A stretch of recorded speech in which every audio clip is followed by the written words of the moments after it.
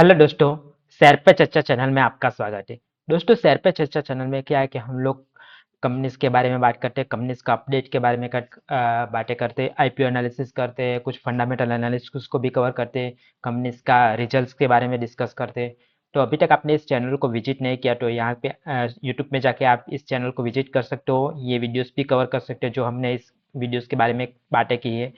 और अभी तक आपने इस चैनल को सब्सक्राइब नहीं किया तो सब्सक्राइब कर सकते हो, नोटिफिकेशन बेल को भी हिट कर सकते हो तो आपको इस प्रकार की वीडियो की नोटिफिकेशन मिलती रहे। तो चलिए दोस्तों, आज का वीडियो स्टार्ट करते हैं। तो आज के वीडियो में क्या है कि हम एक कंपनीज के आईपीओ के एनालिसिस के बारे में बात करने वाले। तो कंपनी का नाम क्या है कि दूध ट्रांसमिशन आईपीओ, दूध ट्रांसमिशन। तो कंपनी करती क्या है, तो कंपनी का आईपीओ की डिटेल्स क्या है, तो उसके बारे में बातें करते हैं। तो आईपीओ जो ओपन होगा ना, तो वो लिस्ट होगा एनएससी एंड बीएससी दोनों पे। आईपीओ इश्यू टाइप क्या है कि book building issue. Book building means आपको दो प्राइस बैंड दिखेगा, upper price band and lower price band. तो आपको क्या है कि जनरली अपर प्राइस बैंड में भी अप्लाई करना है वैसा। तो इश्यू साइज क्या है कि आपका 3000 करोड़ का आईपीओ है, 1400 करोड़ फ्रेश इश्यू है and offer for sale 1700 crore का। तो 1700 करोड़ जो एग्जिस्टिंग इन्वेस्टर है उसके हाथ में जाएगा, और 1400 करोड़ जो है ना कंपनी के अपने पास आएगा। वो कंपनी क्या है कि अपने बिजनेस में लगा सकती है वैसा। फेस वैल्यू 2 है एंड डिस्काउंट एम्प्लॉय का 80 रुपीज़ का है। और आगे हम बात करें कि इसका जो आईपीओ लॉट साइज क्या है कि रिटेल का आप क्या है कि 1 लॉट अप्लाई कर सकते हो, इसमें 1717 शेयर रहेगा। मैक्सिमम आप 13 लॉट अप्लाई कर सकते हो एज ए रिटेल, तो उसमें 2 to 1 शेयर आपको मिलेगा। स्मॉल एच एन आई में 14 लॉट से 67 लॉट तक आप अप्लाई कर सकते हो। 2 लाख से 9 लाख समथिंग अराउंड आप अप्लाई कर सकते हो। और बिग एच एन आई में आपको अप्लाई करना है तो 10 लाख समथिंग आपको अमाउंट चाहिए। 68 लॉट का आपको अप्लाई करना पड़ेगा।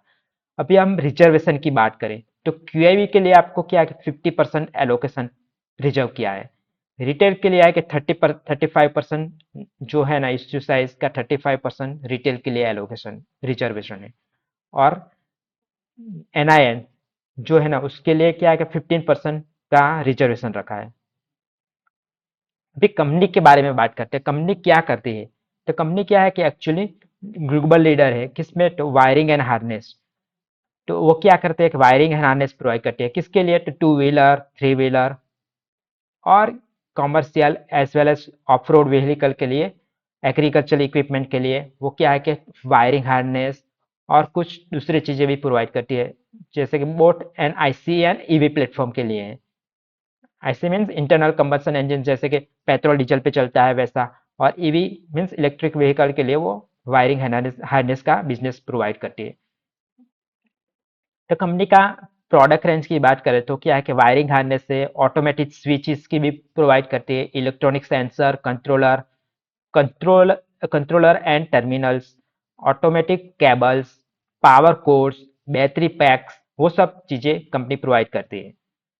एंड उसका एप्लीकेशन की बात करें तो किस में है, तो two wheeler, three wheeler, passenger and commercial vehicle में भी है, as well as off road and agriculture machinery में भी उसका यूज होता है। अभी कंपनी की बात करें तो क्या है कि उसका मेन इंटेंट क्या है तो expand its capacity beyond the wiring harness into electronics and including sensor, controllers, automatic switches, connection system, उसमें भी कंपनी काम करती है। कंपनी का ट्रैक रिकॉर्ड क्या है कि 25 ईयर्स से वो काम कर रही है। और इसका ईवी का पोर्टफोलियो के बारे में बात करें तो charging guns, inlets, off road chargers, RCDs, high and low voltage wiring harness में काम करती है। एज वेल एज वो क्या है कि लिथियम आयन बैटरी का असेंबली भी करती है। तो ये कंपनी का क्या है कि मोस्टली बिजनेस क्या है कि wiring harness as well as कुछ automatic switches, cables and power cord, battery, वो सब में काम करते हैं। वो बैटरी मैन्युफैक्चर नहीं करते बट बैटरी का कुछ असेंबली का काम करती है। और तो मेन हम लोगों ने बात किया कि कंपनी का मेन बिजनेस क्या है कि ऑटोमेटिव व्हीकल्स, पैसेंजर, कॉमर्शियल, वो सब vehicle as well as off road vehicle, जैसे कि एग्रीकल्चर में कुछ मशीनरी यूज होता है उसमें भी उसका बिजनेस है। अभी आईपीओ का ऑब्जेक्टिव क्या होगा कि जैसे कि 1400 करोड़ कंपनी के हाथ में आएगा, वो क्या करेगी, तो क्या है कि कुछ अमाउंट्स वो पेमेंट क्या करेगी कि जिसके उसका आउटस्टैंडिंग बोरोइंग है, जैसे उसने लोन ले रखा है उसका वो बोरो किया है ना उसका पेमेंट करेगी। दूसरा क्या है वो उसका सब्सिडरी है, बहुत सारे सब्सिडरी है उसका जो कि वो जितना भी सब्सिडी रहेगा कुछ बोरोविंग है उसका प्रीपेमेंट करेंगे, रीपेमेंट करेंगे, वैसा कुछ करने वाली है।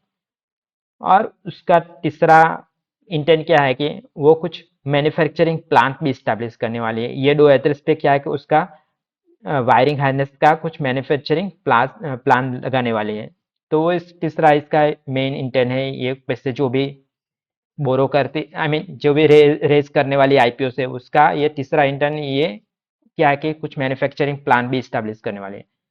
और चौथा उसका मेन इंटेंट क्या है कि कुछ इनऑर्गेनिक ग्रोथ, जैसे कि कुछ एक्विजिशन करेंगे, उसमें से जो जो भी ग्रोथ आएगा ना वो इनऑर्गेनिक ग्रोथ करने वाली है। तो कंपनी का मेन इंटेंट ये पैसे का इसमें ही लगाने वाली है। अभी कंपनी का फाइनेंशियल के बारे में बात करें तो कंपनी का टोटल इनकम जो है ना पहले 2024 में 2700 कुछ था, बाद में 3400 हुआ और बाद में 4500, सो ग्रोइंग स्टेज में है। प्रॉफिट आफ्टर टैक्स उसका क्या है कि 298, 353 एंड 396, वो भी कुछ ग्रोइंग स्टेज में कंपनी का प्रॉफिट आफ्टर टैक्स लग रहा है। और इसकी बात बात करें तो रिजर्व एंड सरप्लस में बात करेंगे तो इसमें क्या है 700 करोड़, 900 करोड़ एंड 2300 करोड़। तो कंपनी का रिजर्व एंड सरप्लस भी कुछ बढ़ रहा है लास्ट 3 साल से। और बोरोविंग की बात करें तो कंपनी क्या है 500, 700 एंड 800। तो बोरोविंग कंपनी का जो कुछ लोन है वो भी कुछ धीरे धीरे बढ़ रहा है। तो बोरोविंग लेना कुछ गलत बात नहीं है, बट कंपनी का बोरोविंग जो भी कर रहा है ना उसके साथ उसका बिजनेस भी बढ़ना चाहिए, वही मेन इंटेंट होना चाहिए। अभी हम आगे बात करें तो कंपनी का पीयर कंपैरिजन करेंगे। जो ये सेगमेंट में काम करने वाले जो भी सोना बीएलडब्ल्यू है, मदरसन वायरिंग है, उनो मिंडा इंडस्ट्री है, तो उसको आप कंपेयर कर सकते हो। यहाँ पे आप देख सकते हो कि जो भी डूट ट्रांसमिशन है उसका बेसिक ईपीएस क्या है 24, 15, 29, 20, जो ये 24 है उसके कंपैरिजन में ये दूसरी कंपनीज का पीस जो है ना आप देख सकते हो कि थोड़ा कम है। तो क्या आप ऐसा अंदाजा लगा सकते हैं कि डूट ट्रांसमिशन थोड़ा महंगे प्राइस पे उसका आईपीओ आ रहा है। बट ऐसा जरूरी नहीं है कि वो महंगे प्राइस में आएगा, बट बाद में उसका कुछ बिजनेस बनेगा तो ईपीएस डाउन भी हो सकता है। तो वो भी आपको ध्यान में रखना चाहिए। तो आपका फ्यूचर प्लान कंपनी का क्या है वो सब देखना पड़ेगा, उसके बाद ही आप आईपीओ में अप्लाई कर सकते हो ऐसा। तो अभी हमने कंपनीज के बारे में पीयर कंपैरिजन देखा, उसका फाइनेंशियल परफॉर्मेंस देखा, उसका आईपीओ ऑब्जेक्टिव किया था।